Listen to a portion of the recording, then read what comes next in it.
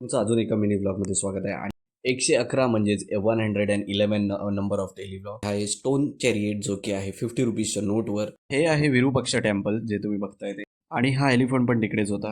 हा आहे हम्पीचा day 2 of touring.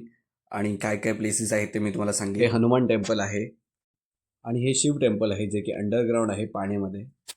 हे तुम्ही बघताय ते ब्रोकन स्ट्रक्चर आहे विठ्ठल टेम्पलचा. आणि त्याच्या पुढचं जे आहे ते हे गेट आहे विठ्ठल टेम्पलचं तिकडे जाण्यासाठी. आणि हे जे आहे ते विरूपाक्षा टेम्पलकडे जाण्याचा रोड आहे. जे पुढे बघताय तुम्ही ते म्युझिकल पिलर्स आहेत. हे तिचा आतला व्ह्यू आहे.